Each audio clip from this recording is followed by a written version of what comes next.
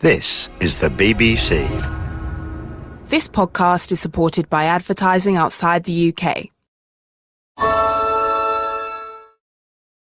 Hello, my name is Alison Larkin, and I'm a writer, comedian, and narrator and host of the Jane Austen podcast. This podcast brings Jane Austen's stories to the 21st century, along with commentary from me and conversations with fascinating people who all share a love of Jane Austen. And of course, we had to start with none other than Pride and Prejudice. So join me as we embark on a journey through some of the most wonderful stories I know. The Jane Austen podcast with Alison Larkin is available wherever you listen to podcasts.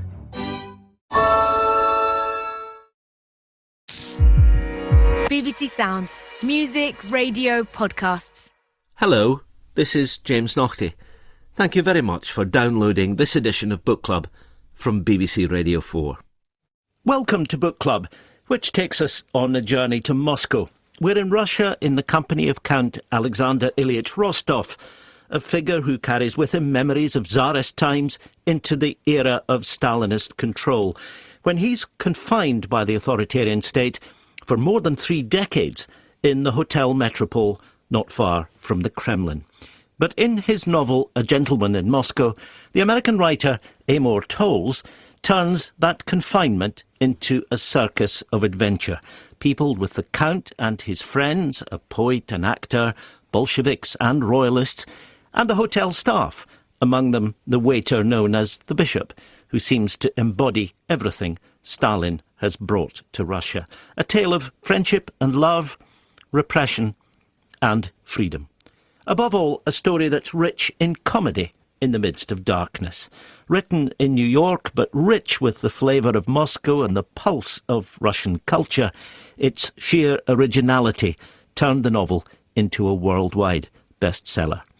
Amor Towles from the other side of the Atlantic, welcome to Book Club. Jim, thanks for having me. I want to ask you, first of all, about your view of Russia, the Soviet Union, as it was when you were growing up in the States. You saw it through the lens that all of us in the West tended to view it, and yet you've gone back to the cusp of its transition from an imperialist, royalist Russia to Stalinist times. What fascinated you about that transition particularly? Why did you want to get into the streets of Moscow?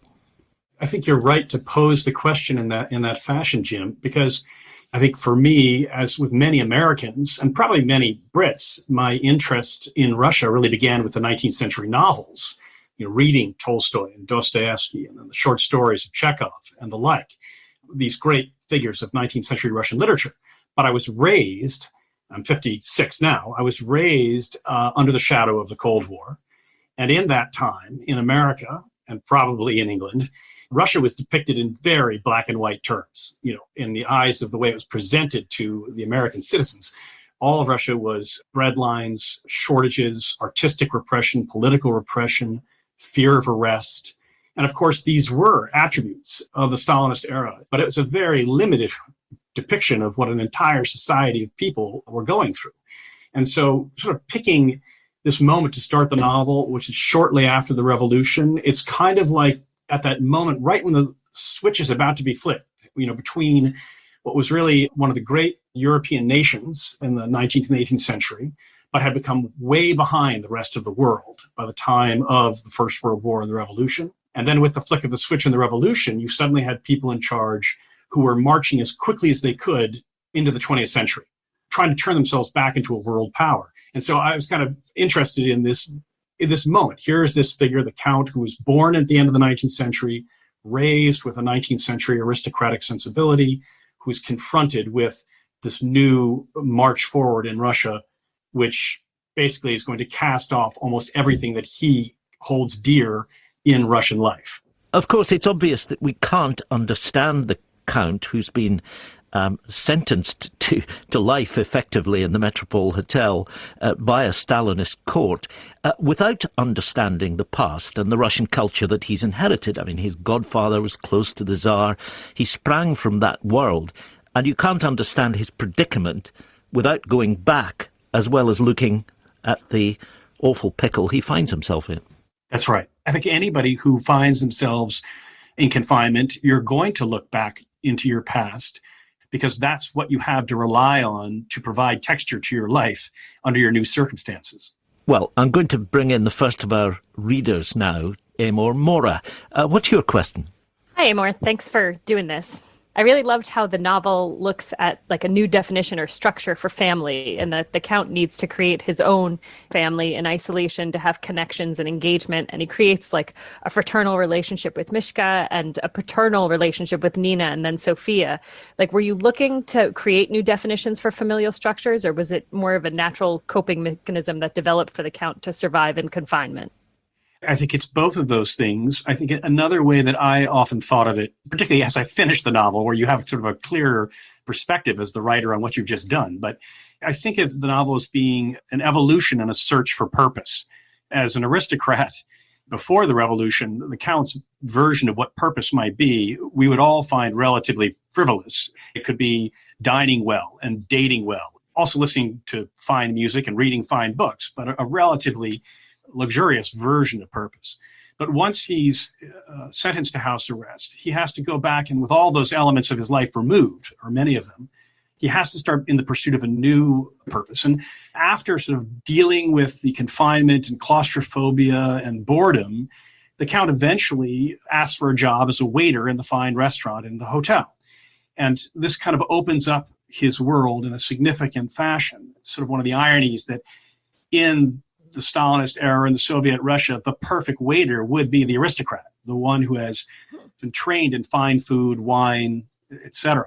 But having found purpose as, in essence, on the job, eventually, yes, he is asked to keep an eye on a young girl named Sophia, and he discovers a whole new level of purpose there. So it's kind of this pursuit of new relationships and forming a bigger and a new family out of the absence of family that he has been given. And I think, Amor, what you indicate there is a character who, as we realise from the very beginning, has got enormous resilience. I mean, he faces this with, in many cases, good humour, with ingenuity, and with a zest for life that doesn't appear to be dimmed by everything that's going on around him. From the moment he moves the furniture into the room that's going to be effectively his prison, we realise that about him. I mean, he's full of life. Two things he really had going for him, having lost everything that mattered to him, were that he's the kind of person who really thinks at a deep level that things are probably going to work out for the best. However, his circumstances suggest that that's not the case. He's never going to quite give up that belief. And he's also someone who thinks that most people are probably good at heart, no matter what they do. So these are great strengths to him. Indeed. Mora, if I can bring you back in here, what was it that drew you to the Count? I first read the book a few years ago, so it was very different revisiting it now, having gone through various lockdowns. It was really even more moving this time as to see how he took on the confinement and tried to really make a life out of it. Well, I think that's true. I mean, Amor, New York is your hometown, and we know what's been happening there as it's been happening to people across this country. Lockdown is a curiously appropriate setting in which to read this book, whether it's for the first time or, in Mora's case, revisiting it, isn't it? Yes, not as intended by the author, but yes, I can see the fit. Well, let's hear a passage from the book. And this is going to introduce us to the Hotel Metropole and the staff who are the cast of characters against which, the Count's life is played out. Here we are in the Hotel Metropole. 3 members of the hotel staff were crowded in the doorway. There was Andrei with his perfect poise and long, judicious hands, Vasily, the hotel's inimitable concierge, and Marina, the shy delight with the wandering eye who had recently been promoted from chambermaid to seamstress. The 3 of them exhibited the same bewildered gaze that the Count had noticed on the faces of Arkady and Valentina a few hours before. And finally it struck him. When he had been carted off that morning, they had all assumed that he would never return. He had emerged from behind the walls of the Kremlin like an aviator from the wreckage of a crash. "My dear friends," said the Count, "no doubt you are curious as to the day's events. As you may know, I was invited to the Kremlin for a tête-à-tête.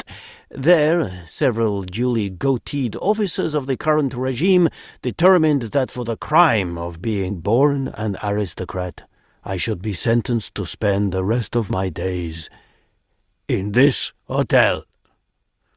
In response to the cheers, the Count shook hands with his guests one by one, expressing to each his appreciation for their fellowship and his heartfelt thanks.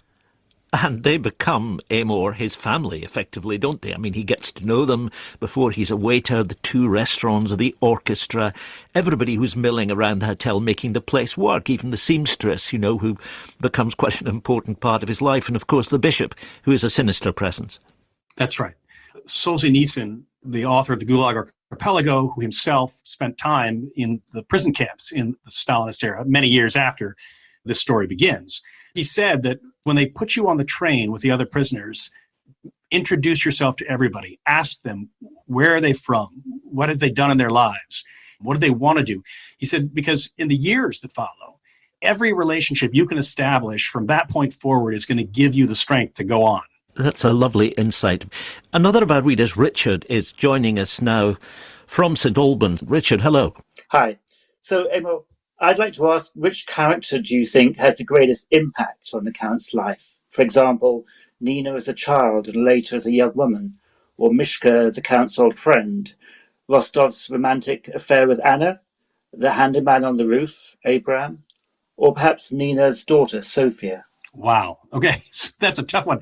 It's a lovely list, Richard, because I think that they all play a very important part in the Count's life at critical moments. At the end of the day, as a parent myself, when you take on the role of caring for Sophia as a 5-year-old girl, beginning to worry about her future, it's hard to imagine a bigger effect on someone's life than the role of parent, because that takes everything in your own experience and diminishes it immediately. So I guess if I had to pick, it would be probably Sophia. Well, I have to agree. It's a tough call as to whether it's Nina, how he approaches her as a child and forms that close bonding, and then takes on the responsibility of caring for her own daughter. And I think those two characters are integral to his life. It's interesting that many people, Amor, feel that it was in that intimacy that can be created in the most artificial and threatening circumstances that you find the inspiration that the Count mysteriously, I think, provides in this story. One of the aspects of this novel is that it is a novel of confinement, but confinement doesn't have to be, obviously, a prison cell.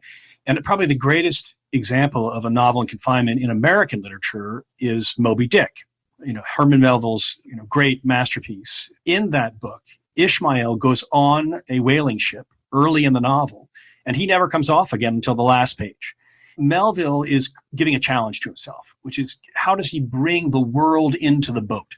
How does he bring the full breadth of human relationships into the boat? And in writing General Moscow, I'm not trying to compare myself to Melville, but I'm taking a similar kind of challenge. I know that I'm trapping my reader, I'm trapping my character in this building, and I'm going to have to find ways to bring the world to the character, much in the way that I think the individual in confinement is going to seek those connections. You're listening to Book Club on Radio 4 and BBC Sounds. Amor Towles is talking about his novel, A Gentleman in Moscow. We're going to go to a question now which John has sent us in. Let's hear from him. I'm interested in why the Count took on the role of head waiter at the hotel's restaurant. It felt like he was suddenly there in the role, without us seeing his decision-making. I had wondered if he was trying to reinvent his status or class to fit in. Why did he take on the job, Amor? Yes. The Count, in the early stages of being in the hotel, does, as I mentioned earlier, get claustrophobic. He gets bored. He gets a little depressed because he comes to the realization that his Russia is never coming back. What he values is gone forever. And so he begins to think that his time is over. He goes to the roof of the Metropole Hotel with every intention of throwing himself off the building. Now, something very unusual happens while he's on the roof. And this engagement on the roof forces him to reconsider his decision, to rethink a commitment to staying alive and protecting that part of Russia that he values. The moment in which the Count becomes a waiter, it is right after this event. At the very end of that chapter, he goes to the maitre d' of the hotel's fine restaurant and says, "Andre, can I speak to you for a minute?" And what's kind of left unexplained there is that's what's happening. He is asking for a job. Having been bored, having been frustrated, having been alone, he's realized that if he is going to persist, he better start getting engaged. And so he takes the job as the waiter, which is kind of the only thing that he really could do well inside the hotel. And that is one of the great transitions in the story. And our next listener who's sent in this question puts her finger on another one. This is Chris. I've noticed that the summer solstice repeatedly heralds a turning point in the book. For example, when Rostov begins his life under house arrest in the metropole and first notices Nina in her yellow dress as he goes into the hotel, and when he first meets Anna in the lobby and the maintenance man on the hotel roof, and then years later when little Sophia enters his life, and also when he meets Richard van der Waal. I know this time of year marks some very crucial events in Russian history, and I wondered why you chose that date and whether it has any special significance for you. First of all, well observed, because that is absolutely true. And the underlying structural reality, and sounds a little odd, but the design of the book is unusual. It opens with the Count going into the hotel on the 21st of June in 1922. But then the book tells us what happens to the Count 1 day later, 2 days later, 5 days later, 10 days later, 3 weeks later, 6 weeks later, 3 months later, 6 months later, 1 year later to the day, in this sort of doubling principle. From that point, you learn what happens to the Count 2 years later to the day, 4 years later, 8 years later, 16 years later to the day he arrived in the hotel or went in under house arrest. From that midpoint, it reverses until the book's exciting conclusion. So the whole book is this accordion structure. And the final day of the book is the 21st of June. Again, a structure, it can be very valuable in artistic creation, much as the rules of a sonnet are valuable to the poet. Adopting the rules and trying to invent within those rules something that's new and different. The structure of a novel can do the same kind of thing. The benefit, I think, is that it also fits to the way you'd want to read this story, which is that in the beginning you want more granular information as you're being introduced to the hotel, the people who live there, the Count's past. But you wouldn't want to hear about every day for 30 years. You eventually want to start leaping forward and say, well, what happens 5 years from now? What happens 10 years from now? As Russia's changing, as the Count's changing, as people are aging. But when you get towards the conclusion, you're going to want that granularity again. The only other thing I'll say about it is that I could just as easily, I suppose, have chosen the 21st of December, the shortest day of the year, the coldest day of the year, and that would have been a very different book in feeling. Well, listening to you talking about how the book, in a sense, got its shape, how it came into being, is another of our listeners and readers, Beth, who joins us now with a question. Beth, hello. Hello. My question is about the Count's attitude to politics. There's a point in the book where he says that he finds political discourse tedious, and we see him a lot more focus on little things, the minutiae of life, such as food and drink and daily rituals. To what extent is the book trying to show us that the important things in life are these little things? And to what extent do the big things, such as politics, encroach on the characters' lives anyway? Well, thanks. That's a very intricate question, Beth. I think that for me, the Count is a figure who it's not natural for him to be political. He's had the luxury of not having to be political, but he's being exposed to the realities of Russia one beat at a time. And one of the things that interests me about Russian history, certainly in the Stalinist era, but even in the Tsarist era, is very often individuals were asked to do something that went against everything they believed in. If you were an architect, you might be asked to tear down a beautiful building to make way for, a new road. If you were a playwright, you'd be told that you couldn't write the plays you wanted to write. You had to write something that served the interests of the party. And these individuals who were asked to do these things, they had to make a very hard choice. What many Russians did during the Soviet era who were put in this position is they would comply, but they'd rebel in some small way. For the playwright, this meant putting on the play they had written at the middle of the night in their apartment with 4 friends. But at least it would have been written and it would have been witnessed. And you had to have the faith that the little act you were doing in private, in secret, that in some way it could blossom into having a positive impact in the world. So the Count is a version of that. Towards the end of the book, this all gets sort of wrapped up in the discussion of a moment in Casablanca, the famous film.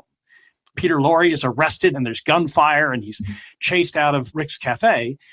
Rick, walking through the cafe, signals Sam to replay the music and for everybody to go back and have a nice time. And as he does so, he sets upright a martini glass that was knocked over in the commotion.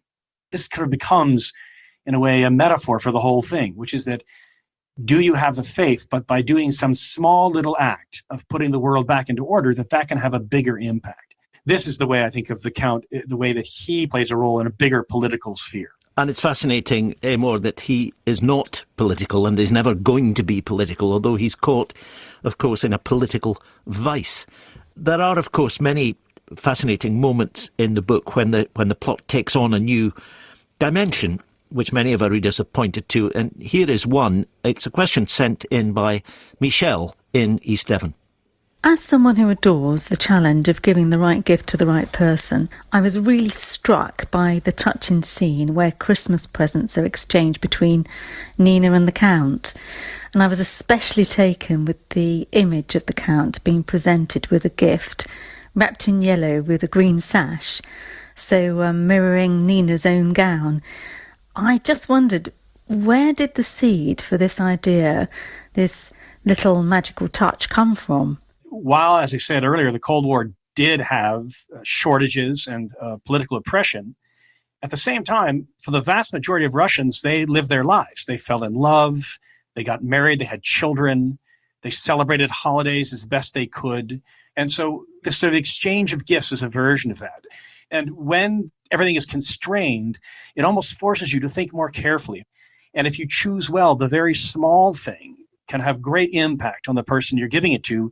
It can be an expression of hope in itself. And the gift that Nina gives the Count is a master key for the hotel. I mean, it's the... Yes, it is. It's the gift of, in a sense, freedom, at least within the confines of the hotel. He can get anywhere he likes. Nina, in the Count's life, is very important because she's sort of the first friend he makes in the hotel. And she's the person who shows him that the hotel doesn't have to feel confined. As a child, she's sort of stuck there and fills her days exploring it with a sort of a sense of wide-eyed wonder and mystery. And so the Count learns from that. And yes, the gift of the key is kind of both figuratively a reminder of all the things the Count could do within the magical space of the hotel, but very practically speaking, it also provides him entry. And the Count does use that key at several key points. So let's have another question. It came to us from Ronnie, who is in Kent. Were you influenced by other stories with secret rooms and then other stories that include going through wardrobes? I think we all love The Secret Room. It appears throughout literature, throughout film, and even in our own experiences as children. So yes, I think that the Count's discovery or building of a secret room, as it were, springs from that very youthful experience and sort of the recognition that it's something that we all kind of hope that we can have, right? Is a secret door that we can go through and have a space to ourselves. Let's now get a question from Hope, who's joining us from home in London. Hope. Thanks very much for this book. I've read it twice and enjoyed it immensely both times. I note that the character of the actual writer of the poem, who is political, where the Count is not political, and because of this poem, the Count is saved from the death sentence.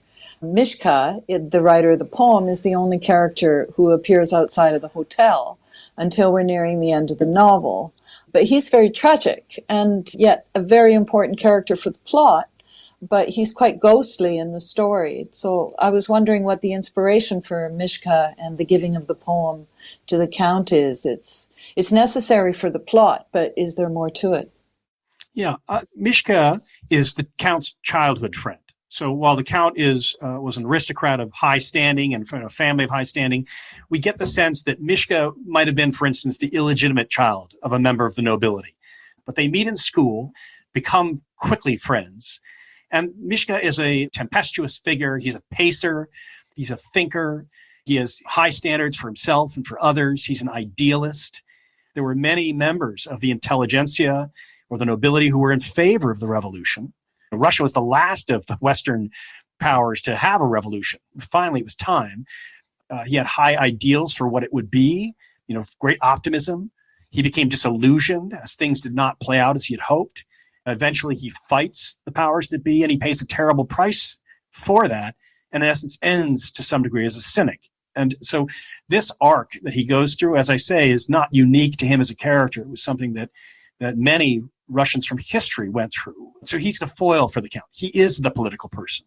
He is the person who's going to experience the harshness of Russian life of the times personally, directly, in a way the Count does not. There are almost two different ways to go through the times while still loving each other very much. Rita, Maura, whom we heard at the beginning of the programme with the first question, has been listening throughout. Maura, what reflections have you got on the discussion that we've had? Well, one of the things I was curious about is, because Amor, you had talked about the accordion structure of the book, which I found fascinating, but you also, in terms of the structure of the book, started every chapter title with the letter A. And I didn't know if you intended this from the start, or did it come about more organically?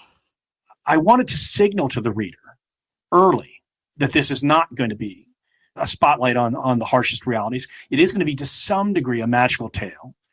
And so using all the A words in the titles was a way of making that kind of a signal to the reader that there's going to be some gamesmanship here.